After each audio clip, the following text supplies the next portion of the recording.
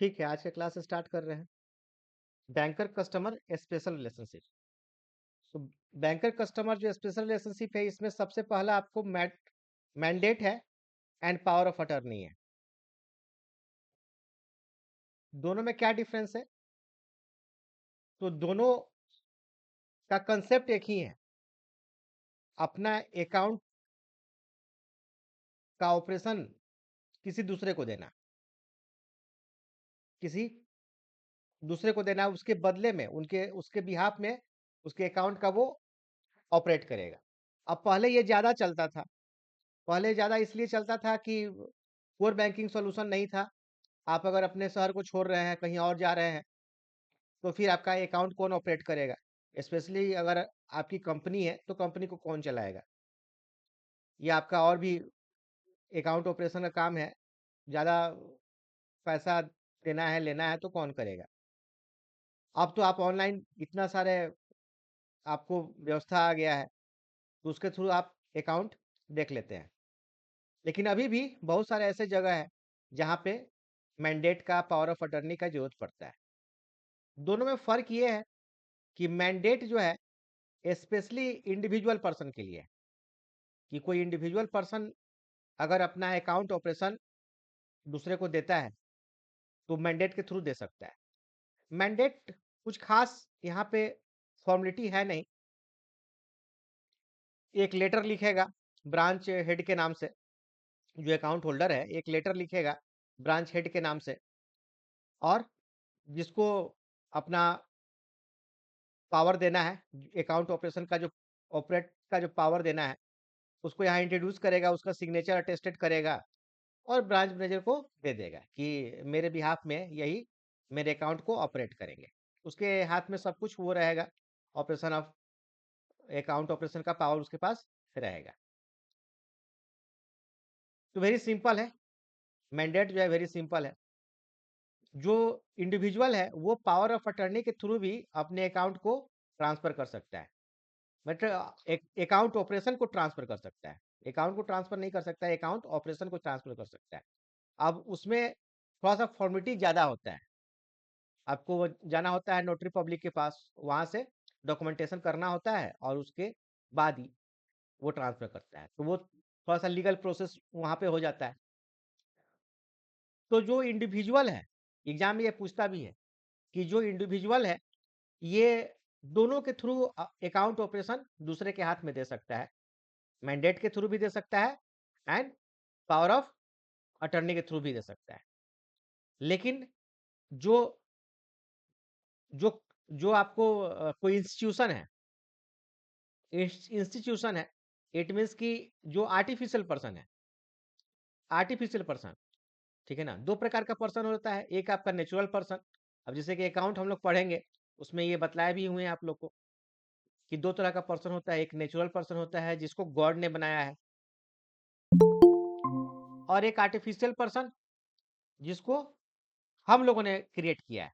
समझ में आ रहा है ना? आर्टिफिशियल पर्सन जिसको हम लोगों ने क्रिएट किया है। तो जो जो नेचुरल पर्सन है, उसका अकाउंट ऑपरेशन का पावर अगर दूसरे को देता है, तो दोनों के थ्रू दे सकता है, मैंडेट के थ्रू भी एंड पावर ऑफ अटर्नी के थ्रू भी। लेकिन जो आर्टिफिशियल पर्सन का अकाउंट ऑपरेशन का पावर जो ट्रांसफर करता है, वो केवल पावर ऑफ अटर्नी के थ्रू ट्रांसफर करता है। इस बात को याद रखिएगा, ठीक है ना? तो अभिजीत जी, थोड़ा सा आप लेट से आया है, क्या बतला रहे हैं इसको एक बार फिर से बतला देते हैं कि बैंकर कस्टमर स्पेशल रिलेशनशिप पर हम लोग डिस्कशन कर रहे हैं, जिसमें सबसे पहले हम लोग mandate and power of attorney को देख रहे हैं। तो दोनों mandate and power of attorney दोनों का एक ही कंसेप्ट है कि अकाउंट होल्डर अपना अकाउंट ऑपरेशन का जो पावर है, वो किसी दूसरे पर्सन को दे रहा है। क्यों देता है? क्योंकि एक जगह से वो दूसरी जगह जाता है। पहले ये ज़्यादा चलता था, उससे डिस्कशन कर रहे थे कि पहले ये ज़्यादा चलता था, क्योंकि पहले कोर बैंकिंग तो था नहीं, मोबाइल बैंकिंग नहीं था या इंटरनेट बैंकिंग नहीं था। तो पहले अगर वो कहीं शहर छोड़ के जाता था या पार्टिकुलर प्लेस छोड़ के जाता था, तो उसके अकाउंट को कौन ऑपरेट करेगा? तो वो अपनी पावर दूसरे को दे के जाता था। बट आज के डेट में ये कम होता है, लेकिन बहुत जगह अभी भी ये काम होता है। लीगली लीगली जो है ये अकाउंट ऑपरेशन का चार्ज आपको देना पड़ता है। अब कहाँ-कहाँ देना पड़ता है, कुछ कुछ हम डिस्कशन करते हैं। सबसे पहले दोनों में डिफरेंस बतला रहे थे कि mandate and power of attorney, ये दोनों नेचुरल पर्सन कर सकता है। मतलब जो इंडिविजुअल है या जो नेचुरल पर्सन है, वो अकाउंट ऑपरेशन का जो पावर है वो दूसरे को दे सकता है। मैंडेट के थ्रू भी दे सकता है एंड पावर ऑफ अटर्नी के थ्रू भी दे सकता है। मैंडेट में फॉर्मेलिटी बहुत कम है, बहुत सिंपल प्रोसेस है मैंडेट, कि केवल एक लेटर लिखेगा ब्रांच हेड के नाम से, और जिसको वो ट्रांसफर कर रहा है अपना पावर, उसका इंट्रोड्यूस करेगा और जाके जान पहचान करवा देगा, सब कुछ कर देगा और ट्रांसफर हो जाएगा। ठीक है ना, मैंडेट में। पावर ऑफ अटर्नी में क्या होता है कि नोटरी पब्लिक जाना होता है और वहां से उसको सब कुछ जो फॉर्मेलिटी है वो करना होता है, जो कुछ लीगल प्रोसेस है उसको करना होता है, उसके बाद से पावर ट्रांसफर होता है। अच्छा, बीच में मान लेते हैं कि अगर 10 दिन के लिए उस पर लिखा है कि हाँ 10 दिन के लिए पावर ट्रांसफर करना चाहते हैं या 30 डेज के लिए करना चाहते हैं, लेकिन इसके मिडिल ऑफ द पीरियड में भी अगर अकाउंट होल्डर चाहे तो स्टॉप कर सकता है मैंडेट को एंड पावर ऑफ अटर्नी को। ये भी क्वेश्चन पूछता है कि दोनों को जब भी चाहे वो अकाउंट होल्डर स्टॉप कर सकता है और वापस ले सकता है। ठीक है ना। लेकिन जो इंस्टीट्यूशन है जो आर्टिफिशियल पर्सन है, जैसे कोई कंपनी हुई, कोई आपको कंपनी हुई, कोई आपको पार्टनरशिप हुई। पार्टनरशिप एक अलग तरह का बिजनेस का प्रोसेस है। कंपनी हुई, पार्टनरशिप हुई, या कोई अलग इंस्टीट्यूशन हुई, उसका अकाउंट ऑपरेशन अगर दूसरे के हाथ में जाता है तो स्पेशली वो आपको पावर ऑफ अटर्नी के थ्रू ही जाएगा। इस बात को ध्यान में रखिएगा। ठीक है ना। तो दैट्स ऑल, इसमें कुछ खास और है नहीं कि a person competent to enter into a contract may authorize another person to open and operate an account on his behalf। मतलब जो अकाउंट होल्डर है उसके बिहाफ में आपको वो अकाउंट ऑपरेट करेगा। This authority can be granted by mandate और power of attorney, कोई भी के थ्रू वो कर सकता है। ठीक है ना। अब इसमें यहाँ पे कुछ पॉइंट आपको हाईलाइट किया है, silent feature. The customer informing the bank that he has authorise a person mandatory. तो जो जो जिसके हाथ में चार्ज जाएगा उसको हम लोग क्या बोलेंगे, मैंडेटरी करेंगे, मैंडेटरी कहेंगे। To operate the account on his behalf, उसके बिहाफ में वो ऑपरेट करेगा। The signatures of the mandatory are obtained in the mandate letter and are verified by the customer. तो कस्टमर वेरीफाई करेगा और साथ में ब्रांच मैनेजर वेरीफाई करेंगे। The mandate is normally issued for a short and temporary period. ठीक ठीक है ना। लेकिन वो शॉर्ट पीरियड कितना होगा ये ऐसा कुछ इसमें डिस्क्रिप्शन नहीं है। 10 दिन, 20 दिन के लिए, 7 दिन के लिए, 2 दिन, 3 दिन के लिए भी आप कर सकते हैं। A mandate is not acceptable from institution. पहले ही बतलाएं कि इंस्टीट्यूशन जो है ये आपको पावर ऑफ अटर्नी करेगी। समझ में आ रहा है ना, मैंडेट नहीं कर सकती है। मतलब जितना भी आपको आर्टिफिशियल पर्सन है वो सिर्फ पावर ऑफ अटर्नी करेगा। Institution can issue power of attorney, नीचे लिखा भी हुआ है। A mandate to be valid on death. ठीक है ना। In insanity, insolvency and bankruptcy of the account holder, sorry ceases to be valid नहीं, sorry ceases to be valid on death. तो ये बात को याद याद रखना है। और यहाँ से एक केस स्टडी पूछता है।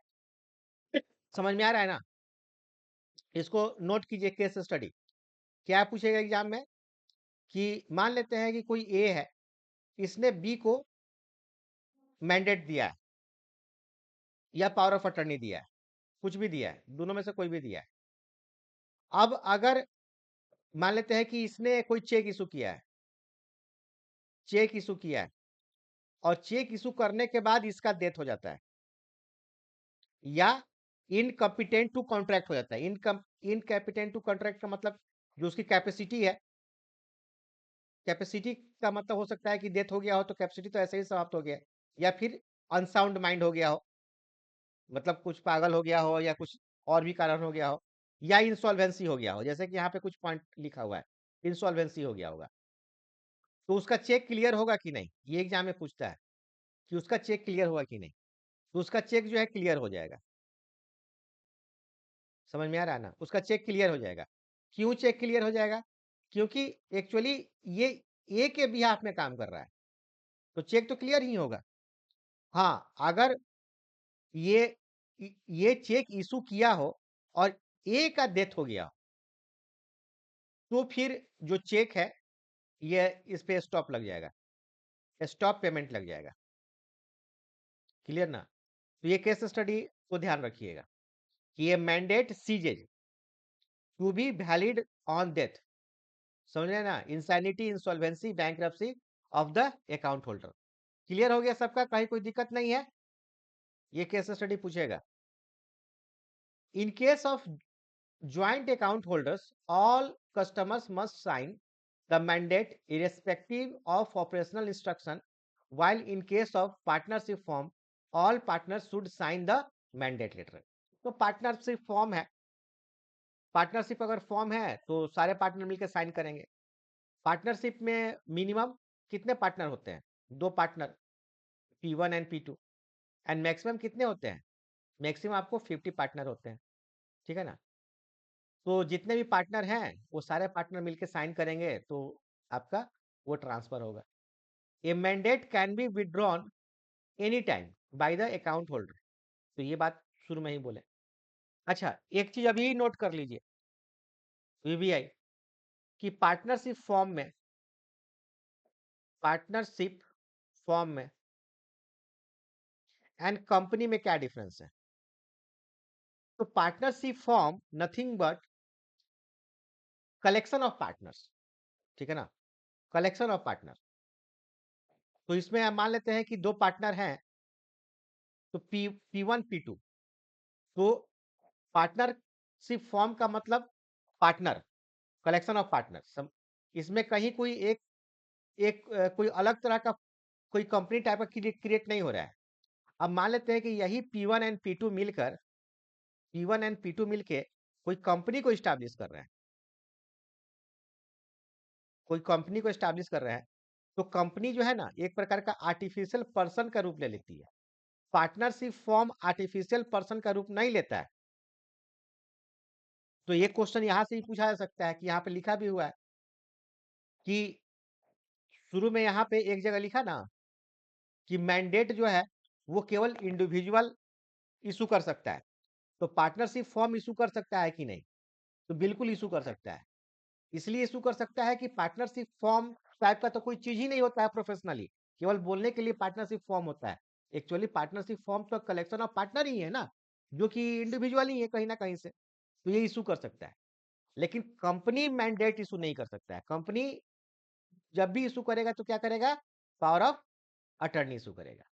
अच्छा, पहले हम डिस्कशन कर रहे थे कि पहले मैंडेट खूब चलता था, आज के डेट में कम हो गया है। ये बात सही है, बट आज के डेट में भी वैलिड है। कहाँ पे वैलिड है?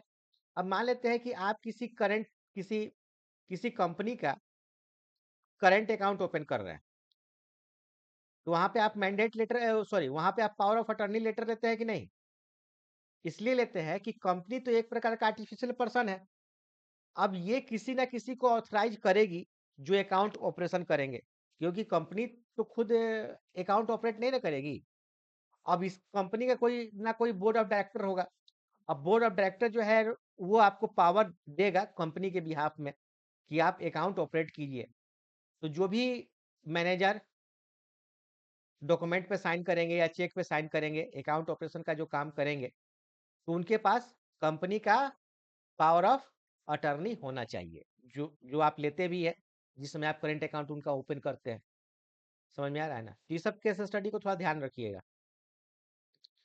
पावर ऑफ अटर्नी अलग से यहाँ पे लिखा हुआ है कि it is a document executed by one person called donor.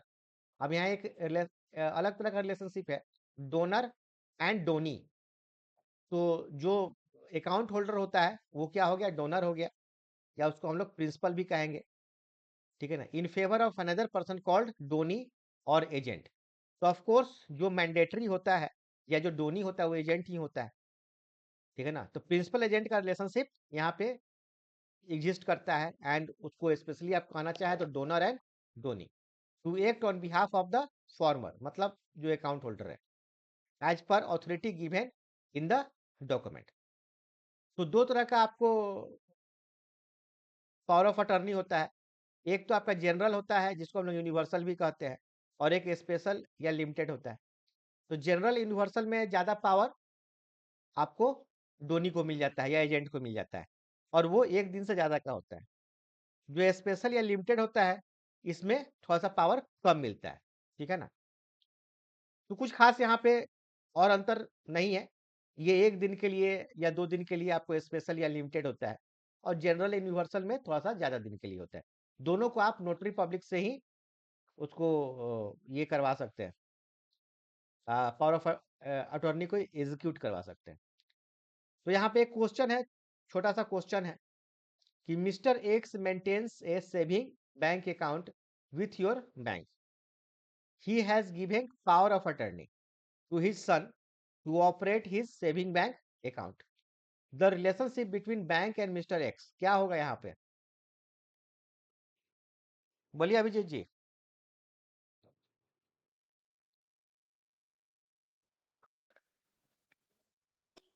तो बी हो जाएगा। बी हो जाएगा। चलिए, और मनीष जी। हम ही बोले थे। अच्छा अच्छा, आप ही बोले। यही है कि हाँ सर, सामने से दिखता बी नहीं है। हाँ चंदू जी, बी हो जाएगा।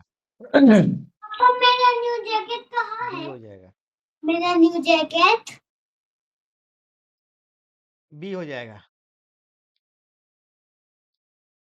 देखिए, इसको हम थोड़ा सा स्केचिंग कर लेते हैं। लिख रहा है कि मिस्टर एक्स जो है, mister x maintain saving account with bank. मतलब ये जो अकाउंट मेंटेन कर रहा है बैंक के साथ, सेविंग अकाउंट मेंटेन कर रहा है, एक्स जो है बैंक के साथ मेंटेन कर रहा है। अब इससे बोल रहा है कि he has given power of attorney to his son. अब मान लेते हैं कि इसका सन है मिस्टर वाई, इसको इसने पावर ऑफ अटर्नी दिया है। बट पूछ क्या रहा है? The relationship between bank and mister x. मतलब यही रिलेशनशिप पूछ रहा है। तो एजेंट प्रिंसिपल का कहाँ हो जाएगा जी? यहाँ पर डेटर क्रेडिटर रिलेशनशिप हो जाएगा ना, कि mister X as a creditor और बैंक एज ए डेटर। इसका आंसर ए हो जाएगा, ना कि बी हो जाएगा। क्या बोलिए? कंफ्यूज कर दिया ना। तो एग्जाम में भी कुछ इसी टाइप का होता है कि आप सब कुछ जाने रहेंगे, फिर भी कभी कभी क्या होता है कि रिलेशनशिप में बैंक को पहले लिख देगा, कस्टमर को पहले लिख देगा, जो कि अभी जो हमने दिया है उसमें इस बात को कई क्वेश्चन में इम्प्लीमेंट भी किया गया है कि आपको आता भी रहेगा फिर भी गलत कर देंगे, कि पहले अगर बैंक लिखा हुआ है और कस्टमर बाद में लिखा हुआ है, तो अगर ये क्रेडिटर डेटर है तो यहाँ पर कस्टमर क्या हो जाएगा? सी आर क्रेडिटर हो जाएगा और एन ये डी आर हो जाएगा। लेकिन पहले अगर कस्टमर लिखा है देन बैंक लिखा हुआ है तो सी आर डी आर उसके बाद हो जाएगा। दोनों दिया हुआ है तो देखना होगा कि पहले कौन है बाद में कौन है। तो यहाँ पे पूरा तरह का ये क्वेश्चन बना दिया और आपको कंफ्यूज कर दिया। तो आपके दिमाग में केवल क्या हिट किया कि एजेंट प्रिंसिपल का रिलेशनशिप होना चाहिए।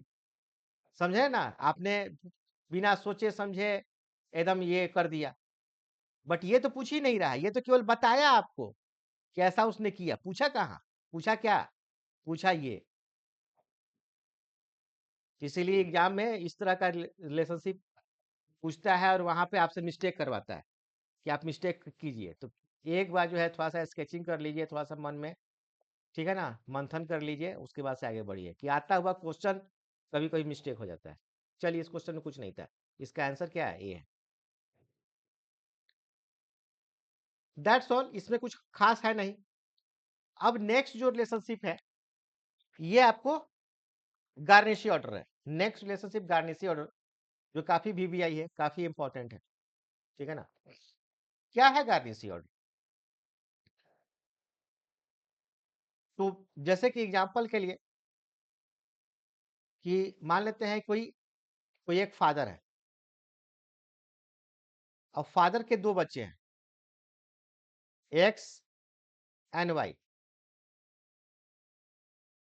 फादर जो है ना, फादर का अकाउंट है बैंक के साथ,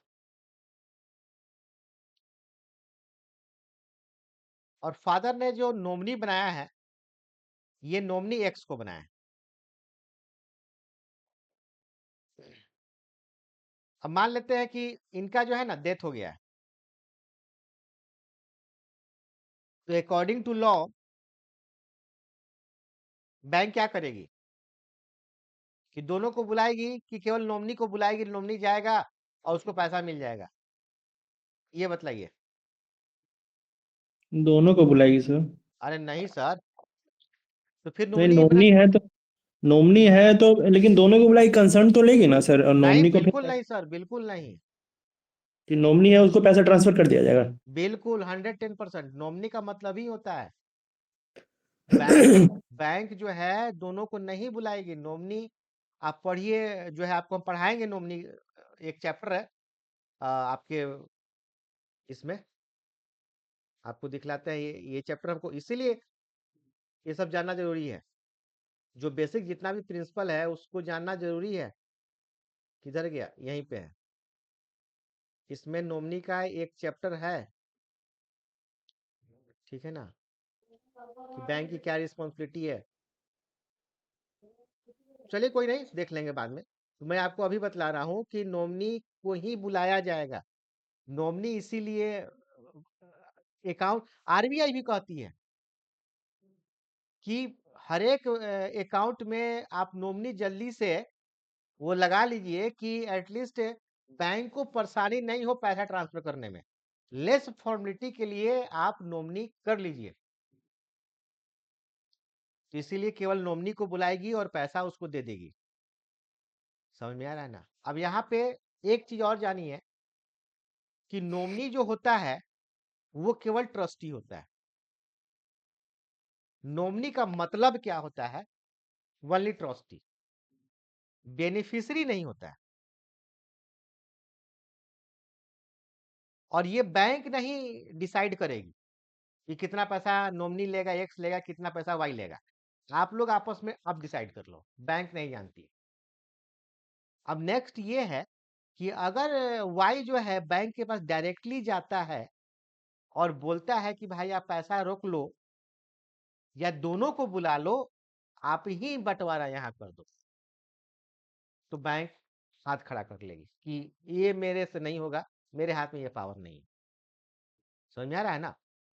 और हम पैसा रोक भी नहीं सकते हैं। मैक्सिमम कितना दिन रोकेंगे?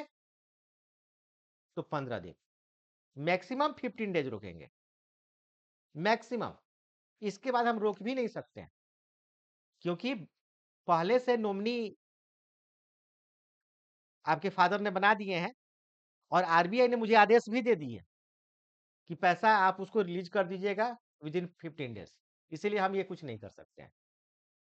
तो अगर वाई अब चाहे तो एक्स से बात करे, ठीक है ना, क्योंकि वो एक्स बाई लॉ जो है ये ट्रस्टी ही है, बेनिफिशियरी तो दोनों है। बेनिफिशियरी कौन हो जाएगा? दोनों हो जाएगा। तो बात कर ले, आपस में सुलझा ले। या फिर वाई जो है वो कोर्ट का दरवाजा खटकाए। समझ में आ रहा है ना? कोर्ट का दरवाजा नॉक करे कि विश्वास अगर नहीं हो तो, विश्वास है तब तो कोई बात ही नहीं है कि चलो भाई मिल गया पैसा, रिलीज हो गया पैसा बैंक के थ्रू और हम लोग आपस में बात लेंगे। लेकिन अगर कोई झगड़ा है तो कोर्ट के पास जाए, नॉक करे, और कोर्ट अब अगर चाहे तो फिर बैंक को आदेश देगी, ठीक है ना। कोर्ट जो है वो ऑर्डर देगी और उसी ऑर्डर को हम लोग गार्निशी ऑर्डर कहते हैं। मतलब ये एक एग्जांपल हम दे रहे हैं कि गार्निशी ऑर्डर कहाँ इंप्लीमेंट होता है। एक एग्जांपल दे रहे हैं कि उसी ऑर्डर को हम गार्निशी ऑर्डर कहेंगे। गार्निशी ऑर्डर बतलाता है, बोलता है कि आप जो है ना, किसी का, गार्निशी ऑर्डर क्या बोलता है कि किसी का अकाउंट को आप होल्ड कर दीजिए,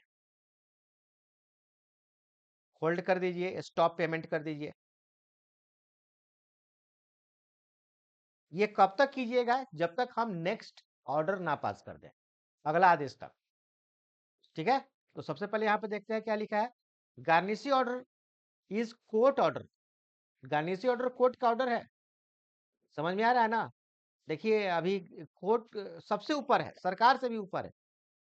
अभी ममता सरकार को देख रहे हैं ना, वो सीबीआई का जो है रास्ता रोकी, अब सही था कि या गलत था, या केंद्र ने वो अपना जो भी किया, बट ममता सरकार का रास्ता रोकी, ममता सरकार और सीबीआई, ईडी दोनों गए कोर्ट में, तो कोर्ट ने क्या आदेश दिया कि सबसे आपको तो उसका रास्ता रोकना नहीं था, आपको फाइल रिलीज करना था। तो इसीलिए आप देखते हैं पहले अभी तो कई जगह जो है क्लिप भी चलता है कि बुलाया जाता है डीएम को और बुलाया जाता है कि आपने ये काम क्यों नहीं किया, तो बोलते हैं सरकार ने ऑर्डर नहीं पास किया था। तो पूछती है कि मेरा ऑर्डर ज्यादा इम्पोर्टेंट कि सरकार का ऑर्डर ज्यादा इम्पोर्टेंट, तो फिर डीएम साहब बोलते हैं कि नहीं, आपका कोर्ट का ऑर्डर ज्यादा इम्पोर्टेंट, मतलब सरकार से भी ऊपर कोर्ट है। और कभी कभी केंद्र सरकार और सुप्रीम कोर्ट में टसल भी होता है, केंद्र सरकार बोलती है कि आप मेरे मार्ग में नहीं आइए, ठीक है। तो जो भी हो, कोर्ट का ऑर्डर सबसे ऊपर। तो गार्निशी ऑर्डर में क्या लिखा है कि garnishee order is court order instructing A bank, क्या क्या इंस्ट्रक्शन देती है, that funds held on behalf of the debtor, मतलब जिसको वो देना है, ठीक है ना। डेटर का मतलब क्या हुआ, जिसको देना है, बैंक एज ए डेटर नहीं होगा। Should not be released until directed by the court, मतलब अगला आदेश तक आप रोक के रखिए, ठीक है। अभिजीत जी, कहीं कोई दिक्कत तो नहीं? क्लियर है सर। हाँ, जो है इसको एकदम से कर लीजिए, बहुत वीवीआई है एग्जाम में, गार्निशी ऑर्डर का आता ही आता है, और इस पे बहुत सारे केस स्टडी आता है जो अभी आपको बतलाने वाले हैं कि गार्निशी ऑर्डर तीन चीज होता है, एक गार्निशी ऑर्डर होता है, एक जो होता है आपका सेट ऑफ होता है, एंड तीसरा चीज लियन होता है। ये तीन चीज जो होता है एक ही चीज के लिए है कि किसी के अकाउंट को होल्ड कर देना, किसी को स्टॉप लगा देना, लेकिन ये अलग अलग ऑर्डर है। अब गार्निशी ऑर्डर तो स्पेशली आपका कोर्ट का ऑर्डर है, सेट ऑफ जो है ये बैंक बैंक का ऑर्डर है, बैंक ऑर्डर है कि अगर बैंक चाहे तो किसी का अकाउंट होल्ड कर सकती है, स्टॉप पेमेंट कर सकती है।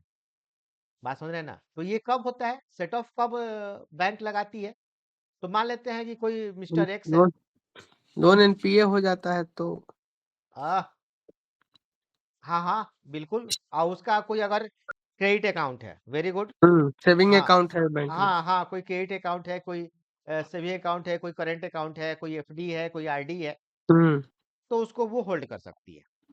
लेकिन यहाँ पे ध्यान देने वाली बात है कि बैंक को पहले से कस्टमर से सिग्नेचर करा लेना होगा, तभी राइट वो ऑफ होल्ड तभी वो होल्ड करती है। अच्छा, सेटअप में तो जरूरी नहीं है सर, लियन में ना जरूरी है। ना सेटअप में भी जरूरी है, जरूरी है, तभी तो वो सेटअप कर पाएगी, नहीं तो दूसरा भी उपाय है। दूसरा उपाय क्या है कि आप कस्टमर को एटलीस्ट नोटिस तो दे दीजिए। हाँ, नोटिस दे सकते हैं। हाँ, नोटिस के बाद आप उसके अकाउंट को आप होल्ड कर सकते हैं। अच्छा, एक चीज है कि एग्जाम में पूछता है कभी कभी कि अगर सेटअप सेटअप जो है वो बैंक की मर्जी है, बैंक अगर ना लगाना चाहे, अगर बैंक जो है वो राइट ले लिया है,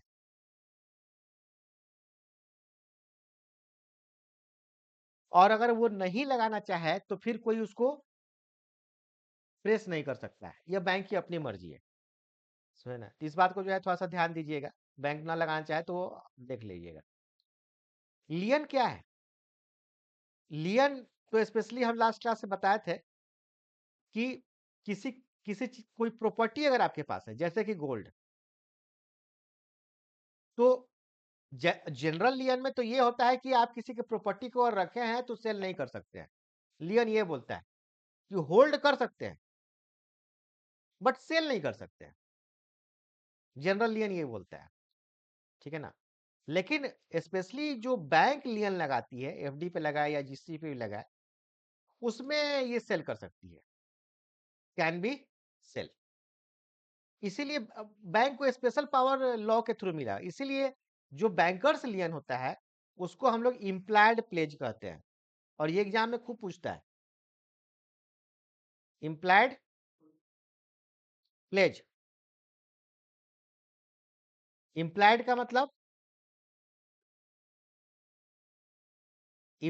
मतलब बाय लॉ, कि बाय लॉ जो है वो बैंक को पावर मिला है, और प्लेज का मतलब कैन बी सेल,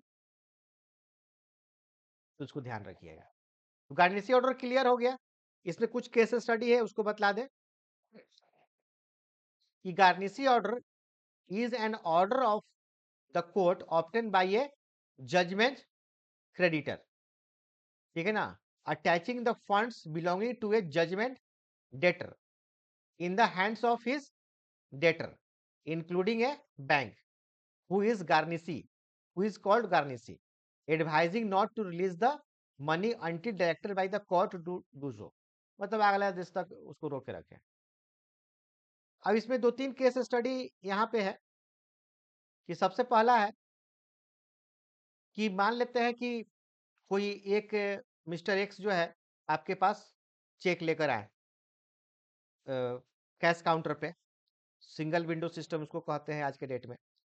आपके पास चेक लेकर आए और आप उनके अकाउंट से डीआर कर दिए, ठीक है ना, आप उनके अकाउंट से जो है डीआर कर दिए चेक को, और उसके बाद से उनको क्रेडिट उन आप वो जो है नोट को काउंटिंग कर रहे हैं, वैसे वैसे जैसे ही नोट को काउंटिंग कर रहे हैं, बट हैंड ओवर नहीं किए।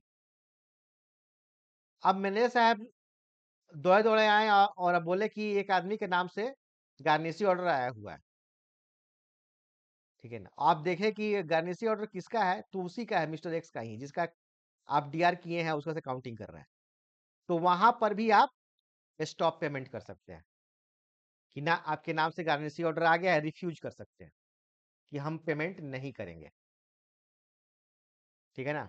इसी बात को यहाँ पे लिखा है, और ये केस स्टडी पूछता है कि in case of cash payment of cheque, cash payment के लिए आया है, if order is received after debit the account, तो जो विंडो में बैठे हुए हैं, कैश काउंटर पे जो बैठे हुए हैं, वो अकाउंट डेबिट कर चुके हैं, ठीक है ना, बट उसके बाद आया है लेकिन दिए नहीं है, but before the payment of cash, better course would be to refuse payment.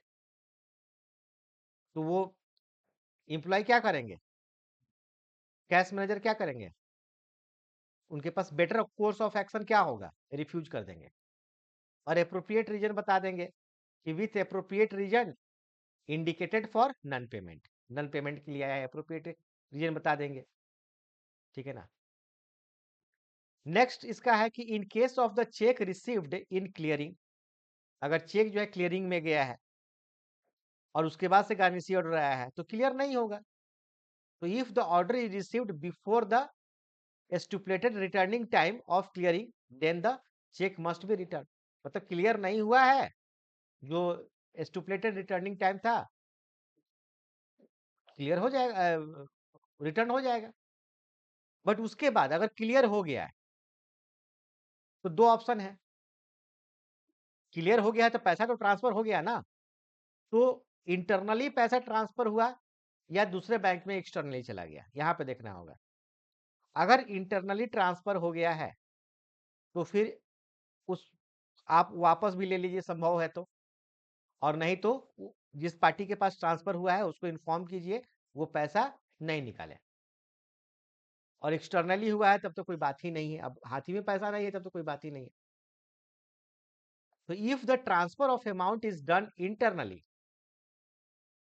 in another customer's account, the credit can be cancelled and check to be returned unpaid, मतलब आपके हाथ में है तो आप फिर रिटर्न ले लीजिए और कैंसिल कर दीजिए, चेक को अनपेड कर दीजिए, provided the other customer has not been advised of the credit. तो ये एग्जांपल जो है ना कई बार जो है एक्स वाई जेड के रूप में लगा लगा के पूछता है, ये सब केस स्टडी को ध्यान रखिएगा। Right to set off, set off तो बता ही चुके हैं कि सेट ऑफ बैंक के पास अपना राइट है कि कोई डीआर अकाउंट को सीआर अकाउंट से सेट ऑफ कर देना, लेकिन बैंक की अपनी राइट है, ठीक है ना, उसके लिए उसको कस्टमर को नोटिस तो एटलीस्ट देना होगा या पहले से साइन करवाना होगा। अब गार्निशी ऑर्डर में सेट ऑफ इसलिए लिखा हुआ है कि पहले से मान लेते हैं किसी अकाउंट में राइट टू सेट ऑफ लगा चुकी है बैंक, ठीक है ना, राइट टू सेट ऑफ लगा चुकी है बैंक, और इसके बाद अगर गार्निशी ऑर्डर आता है तो अब बैंक के पास ये पावर है कि उसको वापस कर देगी, लौटा देगी, रिटर्न कर देगी कोर्ट को, यह बोलकर कि मैं पहले ही से गार्निशी ऑर्डर लगा चुका हूं कि when a bank has a prior right to setup, मतलब बैंक को पहले से मिल चुका है राइट का सेटअप, सेटअप का जो राइट है वो पहले से मिल चुका है, then the bank is not bound by the garnishee order, तो बैंक जो है वो गार्निशी ऑर्डर के थ्रू वो बाउंड नहीं है। When lien is marked on the fixed deposit receipt, it cannot be attached by the garnishee order. अब लियन भी अगर आप मार्क कर दिए हैं, समझ रहे हैं ना, लियन भी तो स्टॉप पेमेंट वाला ही है ना, उसको भी आप अगर मार्क कर दिए हैं तो फिर आप गार्निशी ऑर्डर आप वहां पे नहीं लगाइए, आप जो है रिटर्न कर दीजिए कोर्ट को, यह बोलकर कि पहले से मेरे पास ये पावर है और उसका जो है डीआर अकाउंट को हम सीआर अकाउंट से हम खुद ही एडजस्ट करना चाहते हैं, तो आपको हम कहाँ से दे दें पैसा। However, if the amount is payable to former or survivor, it can be attached even though the garnishee order is in the former's name only. समझ में आ रहा है ना। अब फॉर्मर सर्वाइवर का केस क्या हो सकता है कि 3 तरह के अकाउंट ऑपरेशन का केस होता है, सेमी अकाउंट को ही ले लीजिए, तो एक तो आपका फॉर्मर सर्वाइवर, एक तो आपका आइदर सर्वाइवर होता है, आइदर और सर्वाइवर कि दोनों में से कोई साइन करके पैसा ले सकता है। दूसरा क्या होता है, दूसरा तो ज्वाइंट वाला होता है कि दोनों जब तक सिग्नेचर नहीं करेगा तब तक पैसा रिलीज नहीं होगा या कोई भी अकाउंट का काम नहीं होगा। और तीसरा यही आपका फॉर्मर सर्वाइवर होता है, जनरली पेंशन अकाउंट में होता है फॉर्मर सर्वाइवर, कि जब तक फॉर्मर जिंदा है तब तक सर्वाइवर का कोई काम नहीं है। समझ में आ रहा है ना। तो गार्निशी ऑर्डर अगर फॉर्मर के नाम से है तो इस पे लगेगा, अगर सर्वाइवर के नाम से है तो नहीं लगेगा। क्लियर ना। तो however if the amount is payable to the former or survivor, former or survivor मतलब पहला वाला केस, it can be attach even though the garnishee order is in the former's name only. तो दोनों के नाम से अगर है तो यहाँ पे एक ही के नाम से कोई है तभी लग जाएगा, क्योंकि अकाउंट तो दोनों का है ना, इक्वल बराबरी है, तो लग जाएगा। लेकिन यहाँ पे अगर सर्वाइवर के नाम से है तो गार्निशी ऑर्डर यहाँ पे नहीं लगेगा। और ज्वाइंट वाला में, ज्वाइंट वाला में भी नहीं लगेगा, दोनों के नाम से गार्निशी ऑर्डर होना चाहिए तब लगेगा। तो केस स्टडी पूछता है, तो आपको ध्यान से देखना होगा कि फॉर्मर सर्वाइवर है, आइदर सर्वाइवर है, कि क्या है। तो फॉर्मर सर्वाइवर में किसी के नाम से है गार्निशी ऑर्डर तो लग जाएगा, सॉरी आइदर सर्वाइवर में किसी के नाम से है तो लग जाएगा। फॉर्मर सर्वाइवर में फॉर्मर के नाम से होना चाहिए, सर्वाइवर के नाम से नहीं। और ज्वाइंट में क्या हो जाएगा, दोनों के नाम से गार्निशी ऑर्डर होगा, तब स्टॉप पेमेंट बैंक करेगी, अदरवाइज नहीं करेगी। तो ये सारे लॉ है, ठीक है ना। तो this is because the money is a डेप्ट due and accruing to the former in his lifetime and to the survivor only after the death of the former। मतलब ये तो केवल रीजन बता रहा है कि इसमें जितना भी अमाउंट ऑकरिंग कर रहा है, एक्यूमुलेट कर रहा है, वो फॉर्मर का है, और सर्वाइवर का कब होगा, जब उसका हो जाएगा। एक तरह से सर्वाइवर क्या है, नॉमिनी का काम करता है। अब ऐसे चीजों में नॉमिनी होता नहीं है, फॉर्मर सर्वाइवर के केसों में जनरली नॉमिनी होता नहीं है। क्यों नहीं होता है, क्योंकि सर्वाइवर ही नॉमिनी का काम करता है। अलग से नॉमिनी आप लगा सकते हैं, ऐसा नहीं कि नहीं लगा सकते, लगा सकते हैं, लेकिन जनरली यही नॉमिनी हो जाता है। जैसे वो उनका डेथ हुआ वैसे पेंशन अकाउंट में ये जनरली काम करता है, ठीक है ना। जो भी केस स्टडी समझा रहे हैं क्लियर है ना, कहीं कोई दिक्कत तो नहीं है। नहीं, कोई दिक्कत नहीं है सर। ठीक है चंदन जी, आप तो देर से ज्वाइन किए हैं, तो मैं भी समझने में कोई प्रॉब्लम हो रहा होगा, वीडियो देखिएगा। Unclear effect and subsequent credit in account. अब इसमें क्या है, ये गार्निशी ऑर्डर अगर लग चुका है 1 लाख रुपया पे, ठीक है ना, गार्निशी ऑर्डर अगर 1 लाख रुपया पे लग चुका है और उसके बाद से 1 लाख रुपया और इसमें क्रेडिट होता है, तो वो डेबिट हो सकता है। मतलब जितना पे गार्निशी ऑर्डर लगा हुआ है उतना ही स्टॉप है, स्टॉप पेमेंट है। उसके बाद अगर इसमें क्रेडिट होता है अकाउंट में तो वो फिर डीआर हो सकता है। बस यही चीज लिखा हुआ है। नेक्स्ट क्या है, trust account. This is very important.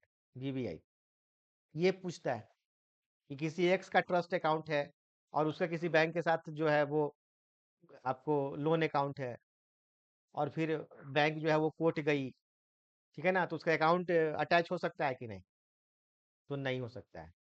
Trust account always ध्यान रखिएगा, इसको कोई नहीं छू सकता है, सरकार भी नहीं छू सकती है, कोई लॉ भी नहीं छू सकता है। ट्रस्ट अकाउंट को कोई नहीं छू सकता है। इसीलिए जो बड़े बड़े लोग हैं जिनके पास ढेर सारा संपत्ति हो रहा है, अगर वो किसी के लाइफ को सिक्योर करना चाहते हैं तो वो बैंक में जाके ट्रस्ट अकाउंट ओपन कर देते हैं और वहीं पे वो संपत्ति डाल देते हैं, और बेनिफिशियरी किसी को बना दिए जिनको उस संपत्ति का बेनिफिट लेना है, उसको बना दिए। ये बेनिफिट तो ये लेगा, बट इस संपत्ति को कोई छू नहीं सकता है, कोई नहीं छू, किसी भी हालत में वो संपत्ति कुछ नहीं हो सकता। तो यहाँ पे लिखा भी हुआ है, the outstanding amount in a trust account can not be attached. Trust account में जो आउटस्टैंडिंग है, मतलब जो भी अकाउंट अमाउंट है, वो किसी भी हालत में अटैच नहीं हो सकता है, किसी भी हालत में नहीं, और किसी भी लॉ के थ्रू नहीं हो सकता है। ये स्पेशल पावर है। If the judgement debtor has deposited the money as a trustee. इसको स्पेशली याद रखिएगा, ट्रस्ट अकाउंट पे ना लियन लगेगा, ना सेट ऑफ लगेगा, ना गार्निशी ऑर्डर लगेगा, कुछ भी नहीं लगेगा, ना इनकम टैक्स अटैचमेंट लगेगा, कुछ भी नहीं लगेगा, ठीक है ना। नेक्स्ट क्या है, पार्टनरशिप अकाउंट। तो पार्टनरशिप अकाउंट में ध्यान देना है कि उधर भी बतला रहा था कि पार्टनरशिप में जो सारे पार्टनर है, मैंडेट वाला में बतला रहा था कि जो सारे पार्टनर है वो मिलकर साइन करेंगे, मैंडेट बनवाएंगे, चाहे पावर ऑफ अटर्नी बनाएंगे, तभी ये काम करेगा। क्योंकि इंडिविजुअली ये क्या है, एक प्रकार का नेचुरल पर्सन है, एंड कलेक्टिवली क्या है, एक प्रकार का ग्रुप है। इसको कंपनी का कहीं कुछ ऐसा दर्जा प्राप्त नहीं, आर्टिफिशियल पर्सन ये नहीं बनता है। तो यहाँ पे ध्यान देने वाली बात है कि ये तो वही हो गया आइदर सर्वाइवर वाला केस, ठीक है ना, कि गार्निशी ऑर्डर ऑर्डर अगर आया हुआ है कि किसी एक के नाम से, तो दोनों के नाम का नहीं काम करेगा। इस पे ध्यान देना है कि किसी एक के नाम से आया है, दोनों का नाम पे काम नहीं करेगा। लेकिन दोनों का नाम पे आया हुआ है तो तब तो पार्टनरशिप अकाउंट पे गार्निशी ऑर्डर लगेगा। लेकिन किसी एक के नाम से है, अच्छा पर्सनल अगर कोई लोन लिया हुआ है, मान लीजिए कि इवन जो पर्सनली कहीं से लोन लिया हुआ है, तो उसका ये पार्टनरशिप अकाउंट पे वो काम नहीं करेगा, क्योंकि पर्सनल ही उसको चुकता करना होगा ना, रिपेमेंट करना होगा, वो उस पर काम नहीं करेगा, ठीक है ना। तो ये सारे केस स्टडी को ध्यान रखिएगा। राइट टू सेट ऑफ, इस पे डिस्कशन कर ही चुके हैं कि राइट टू सेट ऑफ जो है बैंक का राइट है कि वो लगाए चाहे ना लगाए, लेकिन अगर राइट टू सेट ऑफ लगा दिया है तो गार्निशिंग ऑर्डर उस पर काम नहीं करेगा। Following condition must be satisfied before exercising right of set of. अब कुछ यहाँ पे पॉइंट दिया है कि both the account must be in the same name and the same right. Saving bank account can be set of against the overdraft sanctioned to an individual in the same name and in the same right as an individual। तो set of आप कैसे लगाएंगे? तो simple सा बात है कि मान लेते हैं कि कोई सेविंग बैंक अकाउंट है, अब इसमें अगर ए एंड बी का है एंड ए के नाम से लोन है, तो कैसे आप ये सेट ऑफ कर देंगे? नहीं कर पाएंगे। तो इसी बात को यहाँ पे बताया कि बोथ द अकाउंट जो है ना must be in the same name रहना चाहिए, सेम राइट रहना चाहिए, तभी आप कर पाएंगे। इन case of partnership firm credit balance of individual account of the partners can be set off against the debit balance in the firm account. वो हो सकता है.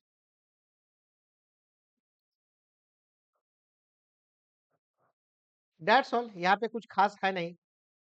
यहाँ पे the right of set off can be exercised in the respect of debt due but not in the case of future debt. अच्छा, एक point तो ये तो जनरली हम लोग को मालूम भी होता है कि कोई भी हो, चाहे सेटअप हो, चाहे किसी को भी आप स्टॉप पेमेंट करना चाहते हैं, वो प्रेजेंट डेप्ट के लिए आप कीजिएगा.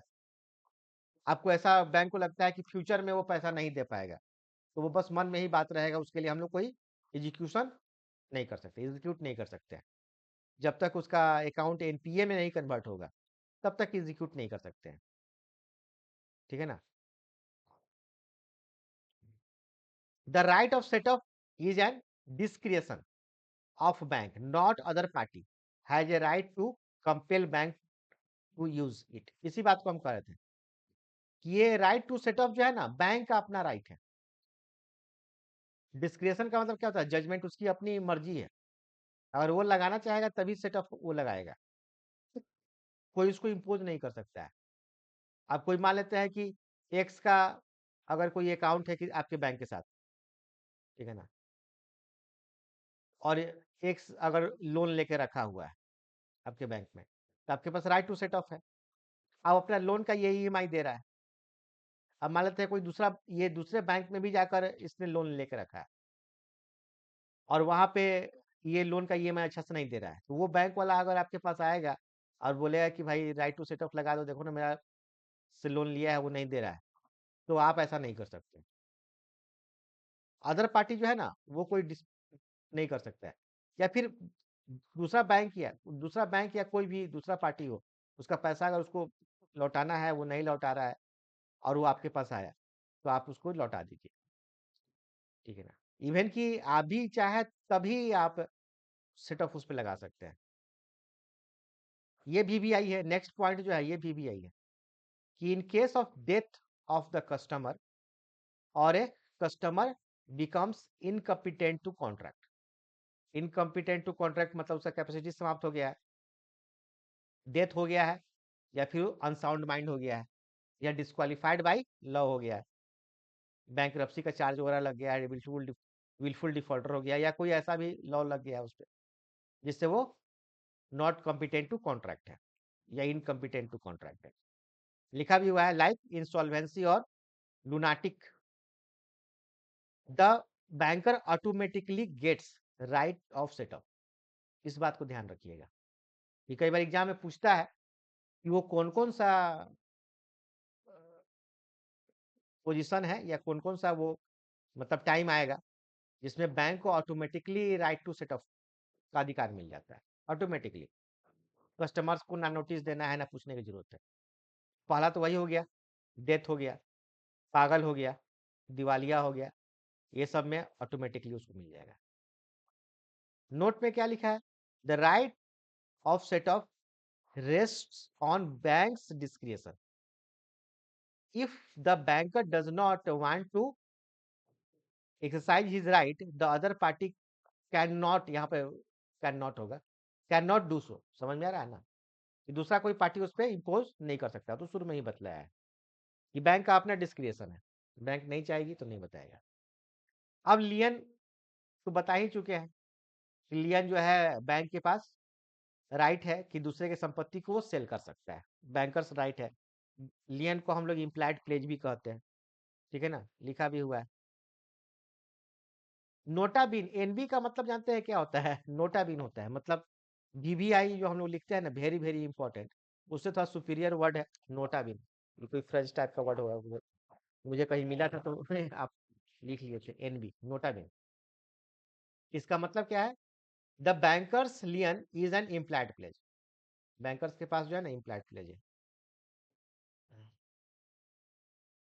Bankers lien will not apply in the following cases. अब यहाँ पे कुछ केस स्टडी है कि कहाँ कहाँ पे बैंकर्स लियन अप्लाई नहीं होगा. The right can not be exercise when the debtor has a joint account. अब ये तो कॉमन वाला बात हो गया सब में कि ज्वाइंट अकाउंट में तो राइट टू सेट अप भी नहीं होगा, ये भी नहीं होगा, समझ रहे हैं ना, लियन भी नहीं होगा। When a customer deposits securities, ornaments and other valuable for safe custody with banker, the latter act as a trustee bailey। Clear हो गया कि जो ट्रस्ट अकाउंट है, अगर ट्रस्ट अकाउंट क्रिएट हुआ है तो फिर वहां पर भी लियन अप्लाई नहीं होगा, सेटअप तो नहीं होगा, लियन भी नहीं होगा। Documents money deposited with a specific purpose can not be taken under lien. अगर पहले से कस्टमर आपको जो डॉक्यूमेंट या जो भी मनी दिया है, ऑर्नामेंट दिया है, उस पे ये पहले ही से वो लिख के दिया है कि इसको आप सेटअप नहीं करेंगे, इसको आप लियन नहीं करेंगे, तो फिर आप नहीं कर सकते। पहले से ये मेंशन कर दिया है कि स्पेसिफिक काम के लिए है, इसको आप सेटअप एंड लियन नहीं करेंगे, तो फिर नहीं होगा। Lien can not be exercise when the डेब्ट हैज नॉट एट मैच्योर। तो ये तो पॉइंट सभी जगह अप्लाई होगा कि फ्यूचर डेप्ट के लिए हम लोग बैंकर कुछ नहीं करते हैं। फ्यूचर डेप्ट के लिए क्या करेंगे, कुछ नहीं। अभी अगर वो रेगुलर ईएमआई दे रहा है तो फिर क्यों आप सेट ऑफ या लियन लगाएंगे, ठीक है ना। If the customer has stolen the goods and securities oblique securities of the real owner and delivers them to his to this bank, the bank cannot has lien over it, although the transaction has taken place in the ordinary course of business। कि कहीं से वो चुरा के लेकर आया, अब वो रख दिया, स्टोलन करके लेके आया और रख दिया आपके पास, तो आप जो है ना इस पे नहीं कर सकते हैं, ये प्रूफ हो जाएगा, उसके बाद नहीं कर सकते।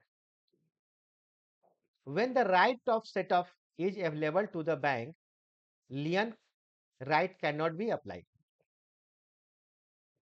तो अगर सेटअप का राइट अगर पहले से अवेलेबल है बैंक के पास, ठीक है ना, when the right of setup is available to bank, तो बैंक को जो है ना दूसरा राइट नहीं मिलेगा, और चाहिए भी नहीं ना, चाहिए भी नहीं, lien right can not be apply.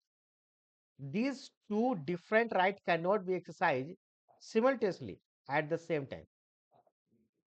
तो देखिए कितना केस स्टडी है और कितने पॉइंट रेज है, समझ में आ रहा है ना, बहुत सारे पॉइंट रेज है, बहुत सारे केस स्टडी है। ये सब जब तक प्रैक्टिस नहीं कीजिएगा, जब तक क्वेश्चन नहीं बनाइएगा, जब तक अपने हाथ से नहीं लिखिएगा, तब तक कैसे काम चलेगा, ऐसे जो है नहीं होगा, समझे चंदू जी। तो that's all about this chapter. आपको दिखला दे यहाँ पे बैंकर्स स्पेशल 7 नंबर,